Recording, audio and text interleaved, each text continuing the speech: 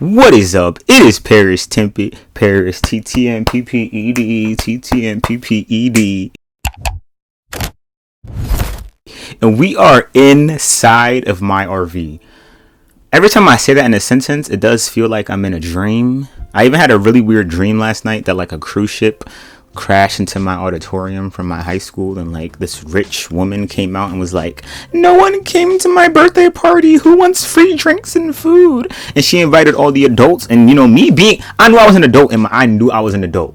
I knew it. Like I went and I was like, I tiptoed out of the auditorium, went onto that cruise ship.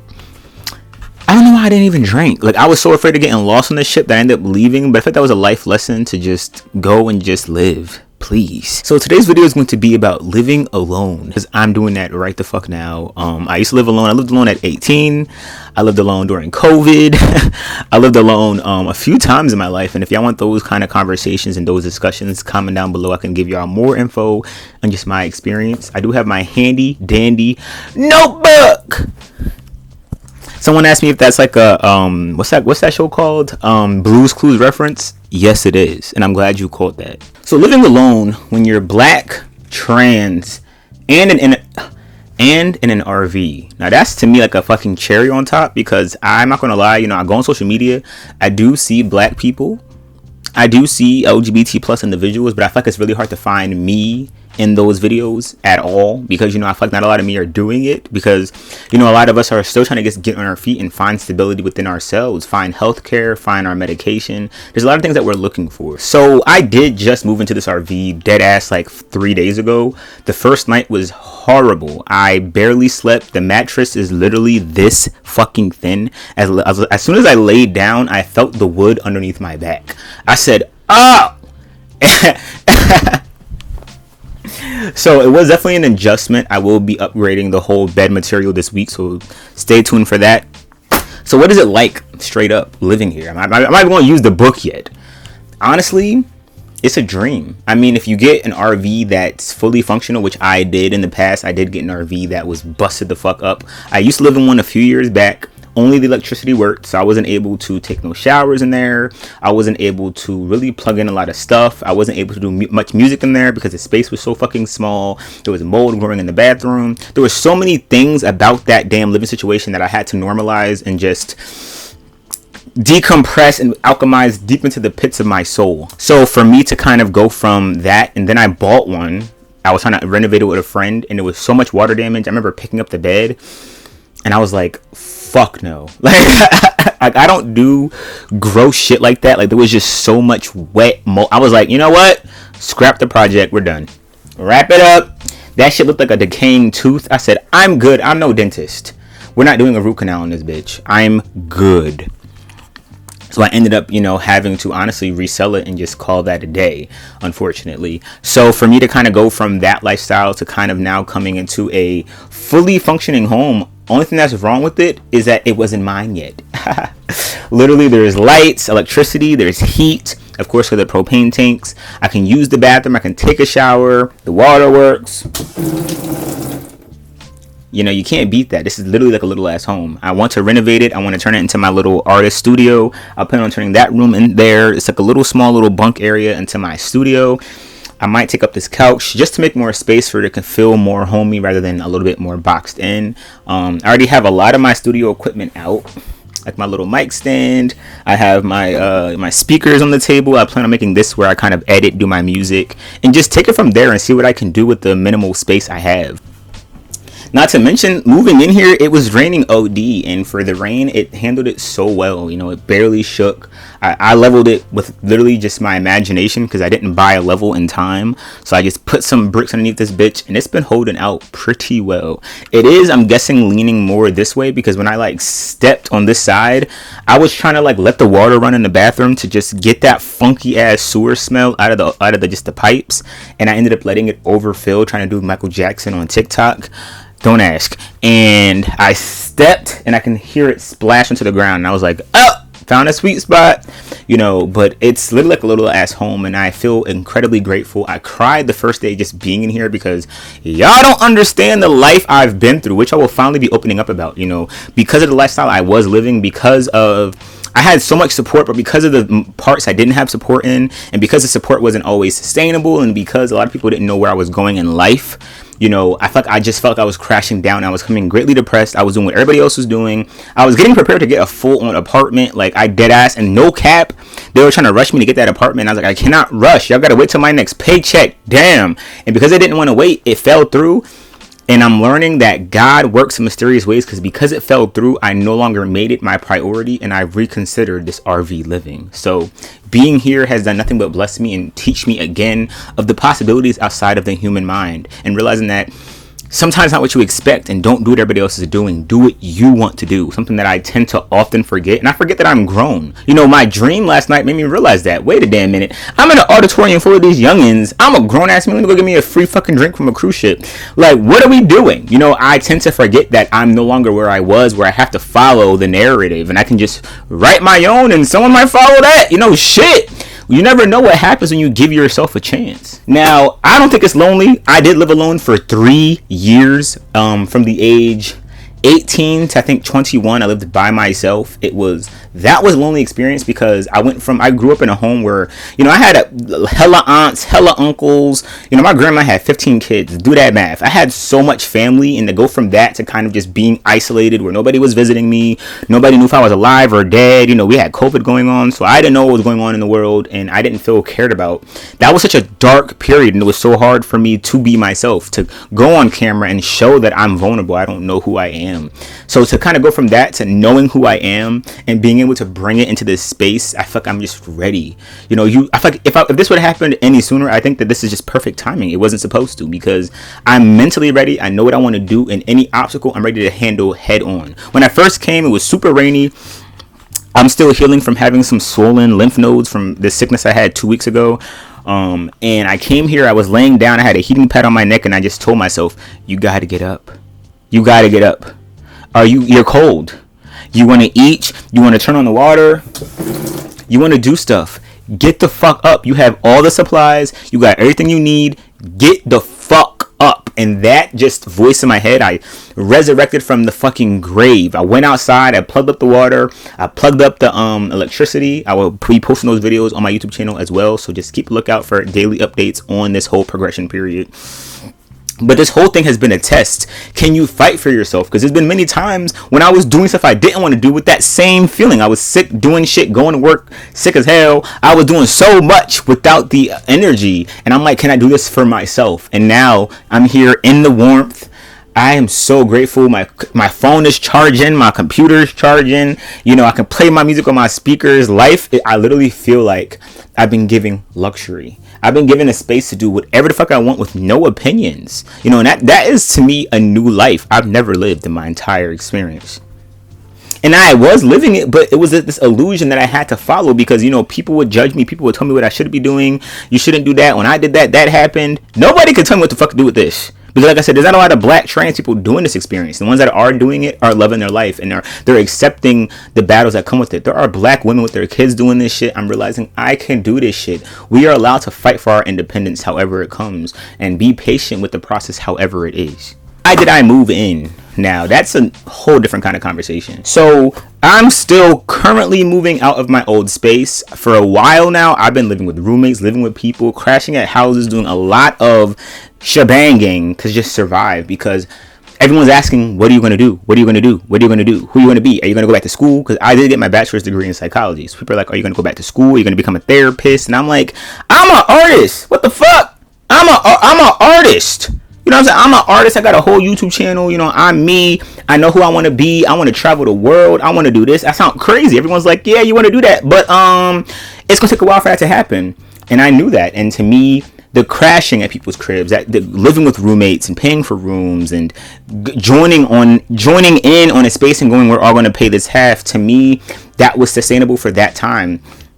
Now, I was supposed to be doing that until the end of the year, but they hit me up like, yeah, we got to skedat. And I was like, what? Skedat? But, you know, but I got time. I got to save up. I got to do this. I got to do this. And I was like, shit, something got to shake. I ain't going to lie to you. I went to pray to the universe. I said, universe, at this point, you got this, because I don't know what the fuck I'm doing. And that's why I honestly moved in. It was really just timing. And I honestly forgot it was an option. I honestly forgot that this is what I wanted to do. And I had people bringing it up often. What happened to the RV you were renovating? Are you going to ever go back to an RV? What about RV living? And I'm like, you know what? I fucking forgot about that. Because you become so comfortable in kind of following the narrative and doing what everybody else is doing, and comfortability. You get comfortable being comfortable that you forget the person you actually want to be. And the person that you want to be might take effort. The person you want to be might take you going out of your comfort zone, doing things you don't want to do. I had to get up off my swollen ass, not my literal butt, but like my swollen neck. I had to get the fuck up, and it's still raining, pouring rain, and I'm like, fuck this shit. I'm plugging this shit the fuck in. Having the willingness to just do things you might not want to do for long-term comfortability, rather than that short-term shit that honestly doesn't do anything but make you forget the long-term goal. You end up doing all types of shit that everybody else is doing because you just forget, wait a minute, I had goals before it. And honestly, the idea of rushing into another room situation and renting shit and doing, to me, it was stressing me the fuck out. It stressed me the hell out. Because, in the past, I did live with a trans woman before. And her dog ended up attacking my friend once because my friend, and I was going to make a whole video about this, but hey, you're getting it in this video right now. So I was living with her, and within like the first 2 weeks, I didn't finish completely unpacking because I wasn't used to renting a room. I went from living in a 2-bedroom apartment to now renting a room. And, the space was way smaller than my 2-bedroom apartment. So I'm moving shit into a storage unit. I'm kind of doing half and half. And she wanted me to rush. And she'll be opening my door. Oh, why isn't your room like this? As if she's my mom, which is very traumatic. One day my friends came and are sitting on the couch and we're about to go to this event, and then I come out of the room and my friend's like mouth is bleeding and everyone's complaining, and she's like, get your fucking friends out of here, like I'm not going to be controlling my dog because you want to bring friends over.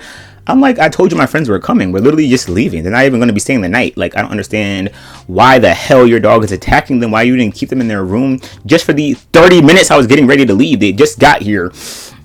And we ended up arguing, and she called me, crazy for not wanting her, she called me crazy for wanting her to put her dog away when my friend was over. And to me, it's like, I understand you wanted me to keep them in the room, but if you wanted me to do that, you should have communicated that with me when I told you they were coming and they were going to be waiting in the living room while I got ready in the room. This isn't my whole space. I only have this space. Looking back, I understand everyone is stingy of their homes, and that's just what it is. Even me with this space, I understand why. But because of that, I'm not that stingy. Like, goddamn, like, fuck. If that's how you can come over, relax, kick your feet up. You know what I'm saying? But like, a lot of people have like this very like authoritative mindset that is hard to listen to, because everybody wants you to follow their rules, and if you don't follow it, definitely, and if they don't communicate it and you don't follow it, then they kind of treat you off.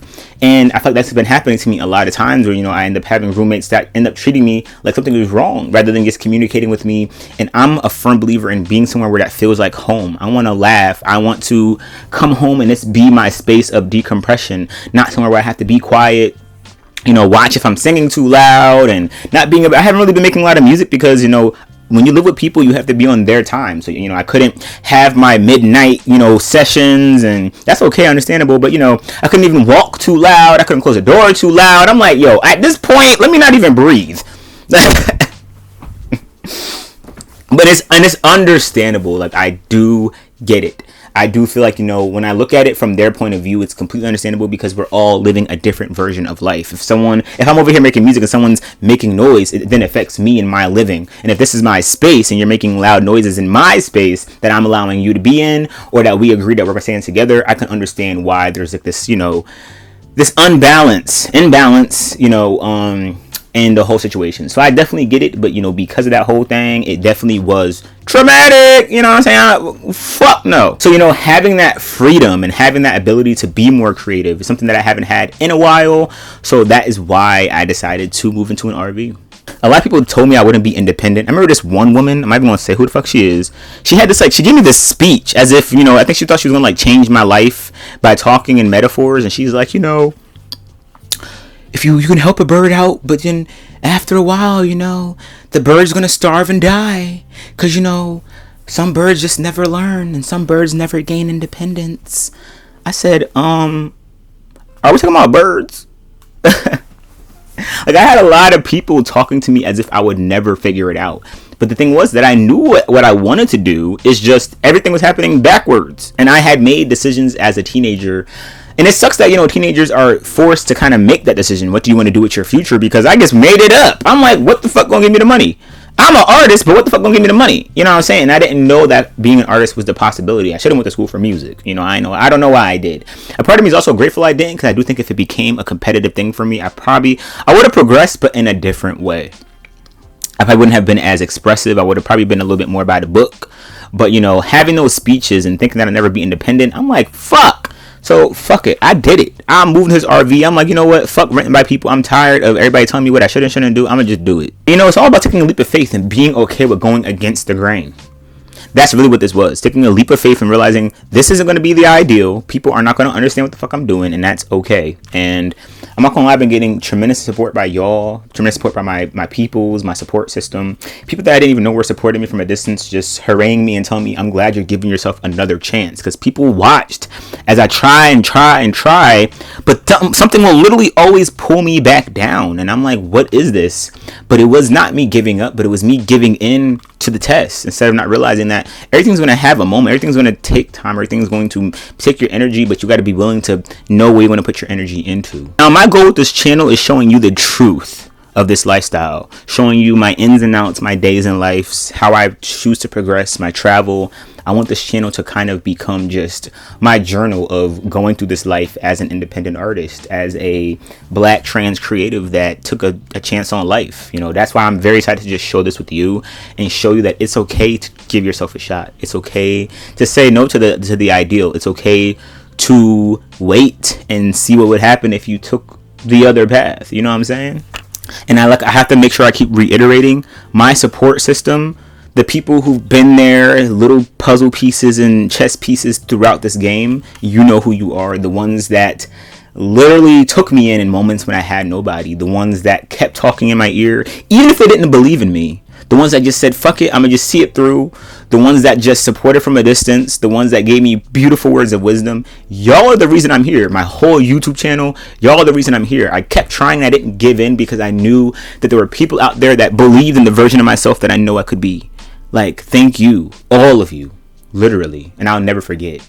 You know, I always talk about this and I brush past it, but people don't understand. You know, the last time I saw my mom was 21, and I saw her in the pharmacy with another family member, and she saw me and walked away super fast. I was with my girlfriend at the time, my girlfriend in that moment in time, we're no longer together, and it like broke something inside of me. I can literally remember a part of me just shattering because, you know, the last time she called me was when I was 18. I went to college and she just stopped picking up my calls. And I was like, wow, like, I know this shit be happening in movies, but this shit is dead ass. You know what I'm saying? And, you know, I don't know if it was because I was naive, but, you know, I had moved out of her house when I was 15 or 16. And I thought, I don't know, I just had this weird idea that, you know, one day I'll be moving back in. One day I would have my family again. I grew up in a really big family. I thought one day they would see me. One day they will see that I'm a good kid. If I go to college, they're going to see. And then to see, you know, I literally had my college uniform on. I had the whole attire on. And I'm like, you know, I felt I had the girl on my hip, and I literally had like the Stockton hat on. I had my entire college wardrobe on, and she sees me and just walks away. And I'm like, it was a bit embarrassing, but it was also extremely humbling because it made me realize this is the last time I'm ever going to have really close family. Now, my dad still picks up the phone. If I say, can I come see you? He comes see you. You know, he lets me see him. But I don't have family coming to visit me. No one calls me and sees if I'm good. And I learned that that's just not the dynamic, unfortunately, that I get as a family. I don't get family that calls and checks up on me. I don't know, you know, why that is the cards I was dealt with, you know. I'm incredibly grateful for my bio mom, you know, who's honestly become my mom in this time period. Grateful for the relationship that we've grown to have. But you know, losing my family was something that I literally like just got over mourning, because it's just like one of those things where a lot of people just kind of don't understand that. Like, you know, you grow up with you get adopted and then you lose everybody because of someone else. And that is a whole different conversation in itself, but it's just one of those things where I had to just alchemize it and give that to God. And look where it's gotten me. It took me a long time to learn independence. It took me a long time to learn how to just keep on my feet, keep speaking up, keep the support system, keep showing up. Like, that voice in my head just didn't stop, and I'm so grateful for it, because I can remember having so many nightmares when she literally just told me, you're gonna fuck everything up, and I remember one time I had a dream where I was driving, ironically, a camper, and I crashed and I pulled up to her house. So this is when I was renovating the old camper. And I'm driving to her house. You know, at the time I was still having a lot of reoccurring dreams at her house. And I remember I pulled in and the whole camper is trashed. And she's like, see? And she's just yelling and yelling and yelling. And I remember looking at her and I told her, listen, when I make it up, I'm never coming back down. And I guess that was me just telling her I'm never coming back to this dream realm where you're literally terrorizing me and never giving me the ability to fly. I'm only 24. At the time, I was on, you know, like, I'm looking back like, yo, niggas was young as shit with nothing, nobody. And I'm so grateful for that I kept the ones around that wanted to stay. Grateful for my friends, grateful for my support. I'm going to keep saying that because without them, I literally probably wouldn't even be alive to tell the tale. So I'm just so grateful, so grateful. And, you know, learning that it's okay to let go. This space is way smaller than what I'm used to, so I will be selling the majority of my room. If y'all want some pieces, maybe go on my store, but I'm probably going to just be selling that shit on like Facebook, like, you know, quick little spaces and shit like that. But being okay with letting everything go. Letting go of the trauma. You know that song Bag Lady by Erykah Badu? Bag lady, you gon' hurt your back, carrying all them bags like that. Did no one ever tell you all you must hold on to is you, is you, is you? Oh my God, like, it's crazy how I remember when I heard that song, I didn't listen to it. And then one day I listened to it and I was like, like, this isn't just about bags, it's about baggage. There was so much baggage and hatred and depression that I had to let go before I came into this space. No hate, all love, you know, letting go of that person that I used to be. The struggle, the pain, the unpredictable, the unreliable, the depressed, the untalented, the ugly. I was never any of those things. I was human. Giving that person a face and saying, baby, you were just human. Bro, I've been doing so much inner healing since I moved in here, and it's only been a few fucking days. Because I'm finally free, and I'm finally me. You know, I can be me. And that's why I moved into this space. To heal. And with all that healing, it's time to have fucking fun. It's time to enjoy my life, renovate this space, paint the walls, make some music in this motherfucker, make some memories together. If y'all want to be a part of that experience, hit that subscribe button if you're new. If you made it this far in the video, comment down below, let go of all baggage. Let go of all baggage. Let yourself be free, because you never know what could happen next. That's what this whole experience has taught me, and it's a lesson that I'll never forget. Literally, like, every time I open my eyes and I'm in this space, I'm like, okay, God, I won't forget. Don't worry, I got it. You know what I'm saying? You even got to believe in God. You can believe in the universe. You can believe in miracle, whatever the fuck you believe in. This is what gave it to me. You know what I'm saying? So, welcome to my channel. Welcome to the new and improved just experience of life. It's time to finally live. I'll see y'all soon.